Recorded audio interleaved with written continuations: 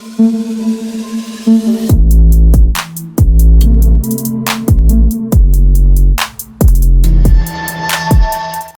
warahmatullahi wabarakatuh. Oke teman-teman, kembali lagi di Didi Channel. Oke, seperti biasa untuk hari ini Didi akan buka informasi lagi nih teman. Kali ini Didi akan buka informasi seputar news BitGetBrace teman ya.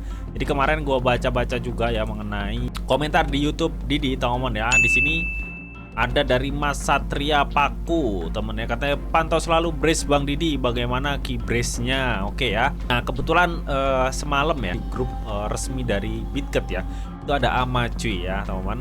Nah nanti bakal diulas semua ya di video ini, jadi pastikan kalian tonton sampai habis. Oke, tapi seperti biasa sebelum melanjutkan video ini, jangan lupa nih kalian tekan tombol subscribe dulu ya teman, karena asli subscribe itu gratis. Dan tentunya kalian akan mendapatkan update-update video terbaru dan info-info terbaru dari Didi Channel. So nggak usah kelamaan, langsung kita kepoin. Jadi so. Nah oke teman ya, di sini sebelum kita lanjut ke pembahasan brace ya, kita akan cek and recheck dulu nih mengenai kondisi market saat ini cuy. Oke, dimana saat ini untuk faktor Fear and Greed Index ya, itu mengalami pertumbuhan cukup pesat ya. Karena apa? Karena kemarin di level 44, saat ini berada di 47 teman. Dan saat ini statusnya netral teman ya. Jadi sepertinya ya teman ya, saat ini tuh banyak investor yang mulai memasukkan uangnya lagi di cryptocurrency. Tapi tunggu dulu teman ya. Di live streaming Didi sebelumnya, gue udah jelasin ke teman-teman semua bahwa untuk saat ini ya, market Bitcoin saat ini berusaha untuk nge-breakout level 27 hingga 28.000 US dollar teman ya, untuk menuju ke 29 teman. Nah tapi kenyataannya saat ini tuh BTC kayak terhambat di level 27 hingga 28 teman ya, seperti yang sudah gue kasih blog ungu ini temen ya. Di video di sebelumnya gue udah jelasin mengenai analisa Didi ini. Dan saat ini menempatkan harga BTC itu berada di level 28 lebih dikit lah temen ya. Jadi dalam kurun waktu 24 jam BTC dan Ethereum itu mengalami pertumbuhan 3% cuy. Jadi cukup lumayan lah temen ya pertumbuhannya ya temen. Langsung ngegas aja gitu 3% ya. Dan itu menyebabkan banyak beberapa altcoin yang mulai terpengaruh ya. Salah satunya itu Solana yang mengalami pertumbuhan yang lumayan gede ya dalam kurun waktu 1 minggu ini, tumbuh hingga 23,62% teman-teman ya. Padahal di minggu-minggu kemarin kalau gue lihat chartnya itu ada kecenderungan turun, entah ini ada sentimen apa, gue belum riset teman ya. Kenapa harga Solana tiba-tiba melonjak tajam seperti ini teman ya? Pastinya ada dong sentimen yang mempengaruhi kenaikan harganya teman. Dan untuk selebihnya teman ya, untuk rata-rata altcoin di level 7 harinya ya, di dalam kurun waktu 7 hari itu tumbuh hingga 5-10%an lah teman untuk rata-ratanya. Ini cukup lumayan ya mengenai perkembangan positif untuk Bitcoin. Tapi tunggu dulu teman ya, untuk saat ini kita memang menunggu di Januari 2024 ya. Perkembangan yang pasti kalau memang manajer aset disetujui semua, gua rasa akan boom harga BTC ya. Gua rasa akan balik ke level 35 sampai ke 40.000 US dollar untuk harga BTC teman. Kalau memang ETF ini disetujui ya untuk lonjakan pertamanya. Oke. Nah, lalu ada updatean apa nih mengenai si BitGetBrace Bang? Oke, langsung kita kepoin aja ya. Jadi so. Nah, oke teman ya, untuk mengenai si BitGetBrace ini teman ya, di video di sebelumnya gua udah mengupdate beberapa info ya mengenai Keybrace ya yang masih proses hingga sampai saat ini, dan mengenai roadmap V3 yang akan ditayangkan 5 Oktober 2023. Artinya kita tinggal tunggu aja ya, saat ini udah tanggal 2, kurang 3 hari lagi nih teman ya mengenai roadmapnya. Nah gue juga kepo nih, pembaruan apa yang akan dicantumkan di roadmap BitGetBrace ya di 5 Oktober 2023 cuy. Nah beberapa hari yang lalu seperti yang sudah diinfokan ya, Amplifier Finance ini sudah diinfokan ya mengenai kolaborasi BitGetBrace teman ya, dan terbaru dia berkolaborasi dengan Tower Swap nih. Dan yang terbaru lagi dia berkolaborasi dengan Sentoken nih teman ya. Di kolaborasi ini tetap jalan. Ini menunjukkan salah satu kinerja dari tim BitGetBrace ya untuk terus tumbuh ya. Gue rasa meskipun untuk harga BitGetBrace saat ini cenderung di situ-situ baik ya, bahkan cenderung turun gitu teman ya. Tapi tetap untuk target Didi sebenarnya untuk BitGetBrace dia akan meluncur di 0,0014 gitu teman ya, baru nanti share optimistik. Oke. Tapi no problem ya, kalau gue lihat dari perkembangan BitGetBrace ya, tim BitGetBrace masih bekerja teman. Dan kalian wajib dior ya, harus riset pribadi teman. Nah, seperti yang gue katakan ya teman ya, untuk BitGetBrace ya, kalau nggak salah itu kemarin sore dia itu ngadain AMA di grup Telegram. Nah kebetulan dari beberapa AMA gue screenshotin tuh ya pertanyaan-pertanyaan dari AMA-nya gitu teman. Kebetulan pas AMA ya di sini ada namanya Mafdaf Patil ya, dia tuh nanyain nih kira-kira BitGetBrace ya prediksinya itu di 2030 nyampe berapa. Nah, di sini Get Sanem jawab 100 kali lipat ya, teman. Diperkirakan seperti itu. Nah, tadi juga ada request ya dari Mas Satria Paku Bumi, teman ya, yang nanyain mengenai Kibres atau proyek mobil listriknya. Oke ya, nanti bakal kita lihat.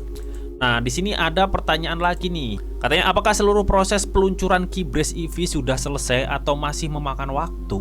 Gitu katanya, teman. Dan jika prosesnya sudah selesai, mengapa ada penundaan dalam peluncurannya? Apakah orang-orang tertentu akan diundang ke acara peluncuran atau adakah bisa bergabung sebanyak yang mereka mau? Dan apakah ada pengumuman besar lainnya yang akan dibuat bersama dengan peluncuran EV? Jadi pertanyaannya banyak banget nih orang satu ini, teman.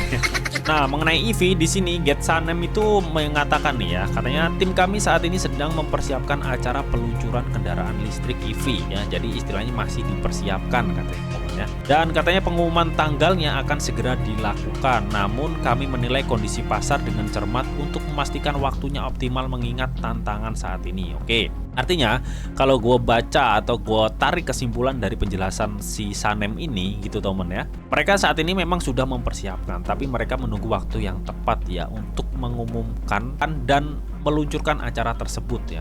Jadi mereka itu menunggu momen lah, teman ya.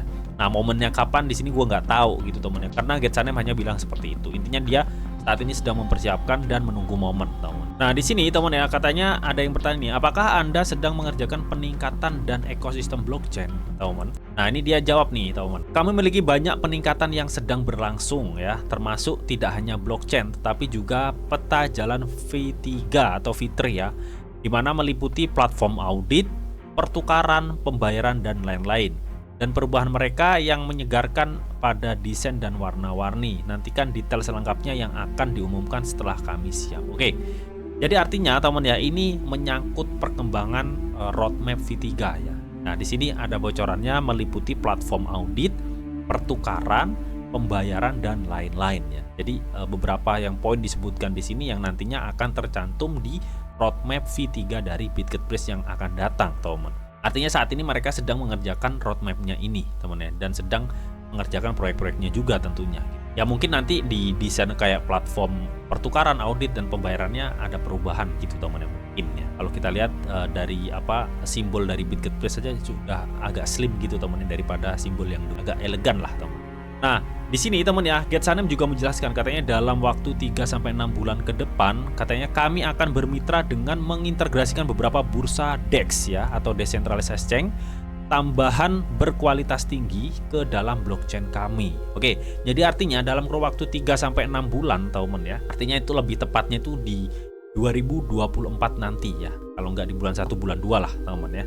Katanya mereka itu akan bermitra dengan mengintegrasikan beberapa DEX, teman ya, yang menurutnya berkualitas tinggi ke dalam blockchainnya mereka katanya. Ya, ini bisa dibilang langkah kolaborasi yang cukup baik, teman ya, untuk mengenalkan chain dari BitGetBrace atau BRC20 gitu, teman. Dan tentunya ini juga mensupport komunitas, teman ya, untuk bisa mengakses beberapa DEX dan bisa menggunakan blockchain BRC20 dari tim BitGetBrace ini seperti itu. Oke, jadi ini cukup bagus ya, tapi masih di 2024 cuy. Ya mungkin ini adalah salah satu yang nantinya akan dicantumkan di roadmapnya ya, mungkin saja gitu. Ini yang sering banyak kontroversi ya. Nah, di sini katanya, halo Pak, saya sering mendengar pendapat di masyarakat tentang akad jual beli atau kontrak sell, teman ya, yang katanya menghambat kenaikan harga Brace karena selalu terjual secara otomatis ketika mencapai batas tertentu. Bisakah Anda mencoba menghilangkan kontrak jual 1 tahun saja katanya untuk melihat perkembangan harga Brace tanpa kontrak jual? Nah, ini sering gue jelasin ke teman-teman semua ya, teman, bahwa kontrak sell yang ada di BitGetBrace itu untuk mensupport kegiatan atau untuk mengupgrade proyek-proyek dari BitGetBrace itu sendiri serta untuk membuyback. Ya, jadi salah satunya untuk itu juga gitu. Jadi apa problemnya? Jadi nggak sedikit orang ya yang melihat bahwa kontrak sell itu kasarnya itu dinikmatin oleh developer semua. Ya mungkin adalah ya sebagian dinikmatin. tapi lebih cenderung untuk membiayai proyek-proyek yang sedang dibangun untuk BitGetBrace. Selama ini kalau gue lihat perkembangan dari proyek BitGetBrace itu ya terus diupdate gitu loh, teman. Tentunya mereka juga mengeluarkan biaya untuk hal itu, teman. Nah, biaya tersebut itu ya dari kontrak sel ini salah satunya. Jadi artinya ketika tim BitGetBrace masih bergerak untuk meningkatkan proyek-proyek serta meningkatkan kinerja dari pertumbuhan BitGetBrace itu sendiri, ya kalau gue rasa no problem untuk kontrak sel ini gitu, teman ya. Meskipun ini ya bisa dibilang menghambat juga untuk pertumbuhan BitGetBrace, tapi dengan adanya kontrak sel ini ya ada imbal balik yang didapat untuk pertumbuhan BitGetBrace itu sendiri gitu loh, teman-teman. Tapi gue rasa teman-teman ada pendapat lain atau pandangan lain ya, karena kita juga beda pandangan, beda pemikiran ya. So buat kalian yang mungkin ada pendapat lain, kalian bisa tuliskan pendapat kalian di kolom komen. Oke. Nah, di sini Getsanem tuh menjawab ya, karena tadi kan mereka menyuruh menghilangkan kontrak sel ya. Nah, di sini Getsanem menjawab tidak, teman ya. Ini bukan lagi biaya bahan bakar nol karena serangan spam.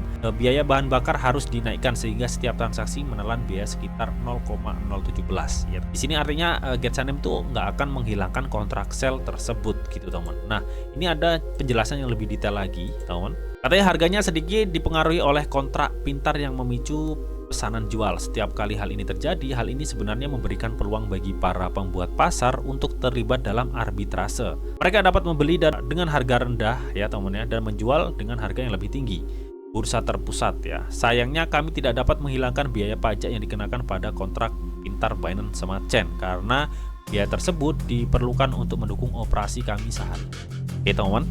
Nah, jadi artinya teman ya, untuk kontrak sel itu memang benar-benar dipakai untuk operasional, untuk membiayai perkembangan proyek-proyek dari si BitGetBrace itu sendiri gitu. Nah, logikanya sih gini teman ya, sekarang mana ada sih orang yang kerja terus gak dibayar, kan intinya seperti itu. Kalau gua rasa apakah kontrak sel ini dinikmati oleh developer? Gua rasa sedikit-sedikit pasti ada lah ya yang dinikmati, tapi selagi mereka itu menunjukkan bahwa mereka membangun proyek di BitGet ya, dan proyek itu bisa menimbulkan demand, kalau gue pribadi no problem ya dengan masalah ini, teman ya. Gue rasa ketika nanti memang BitGet memang udah berkembang dan ekosistemnya udah berjalan ya, gue rasa ada kemungkinan tim BitGet menghilangkan kontrak sel ini, teman ya. Oke, itu kalau menurut gue pribadi cuy. Nah, kemarin juga teman ya, di sini ada yang tanya nih, halo Pak, kenapa BitGetBrace tidak bermigrasi ke BRC20 dengan rasio 1:1? Jadi Brace bisa menggunakan blockchainnya sendiri tanpa harus menggunakan BEP20 lagi. Tolong dijawab Pak Tri. Jadi kalau nggak salah timnya itu ngejawab bahwa mereka itu nggak akan ngilangin Brace yang berada di BEP20. Nah, sedangkan kita tahu ya teman ya, BitGetBrace yang ada di BEP20 itu adalah token cuy, bukan koin. Yang koinnya itu ada di BRC20. Nah, ini makanya ini menanyakan bahwa kenapa BitGetBrace itu nggak ke blockchainnya sendiri aja ya. Jadi satu jawaban dari gua temen ya, gua rasa memang kenapa tim BitGetBrace ya temen ya nggak memakai blockchainnya secara maksimal, karena memang satu, komunitas BitGetBrace hidup di BEP20 daripada di BRC20, itu satu. Yang kedua, tim BitGetBrace saat ini masih membutuhkan dana untuk perkembangan proyeknya, makanya mereka nggak mau ngelepas BEP20 ya, karena komunitasnya semua hidup di BEP20 teman ya. Kalau kalian cek ya, untuk holdernya pasti di BEP20 daripada di BRC20. Oke, jadi kurang lebih seperti itu penjelasan gue mengenai pertanyaan ini. Oke, karena di sini Getsanem nggak jawab. Oke, jadi itu tadi teman ya, mengenai perkembangan BitGetBrace ya dari beberapa AMA yang sudah diadakan mereka kemarin teman. So, melihat dari ini semua teman ya, bagaimana menurut kalian mengenai BitGetBrace ya? Karena melihat dari kondisi market BitGetBrace yang saat ini memang terus menurun gitu teman ya. Dan saat ini sudah mulai ada indikasi kenaikan sedikit ya, tapi mereka cenderung di level 0,0015 dan target gue masih di 0,0146 ya teman-teman untuk serok tipis-tipis gitu teman-teman.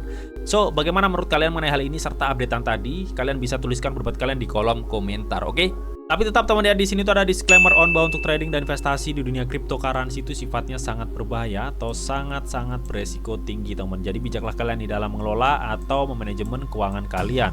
Semua keputusan yang kalian ambil adalah tanggung jawab kalian masing-masing. Di sini Didi hanya memberikan informasi yang didita untuk kalian semua. Oke, mungkin itu aja yang bisa Didi sampaikan di video ini. Semoga video ini bisa bermanfaat buat kalian semua. Jika kalian suka video ini, jangan lupa kalian klik like, share, komen, dan di subscribe teman, karena subscribe itu gratis. Dan tentunya kalian akan mendapatkan update-update video terbaru dan info-info terbaru dari Didi Channel. Oke, sampai jumpa, bye-bye.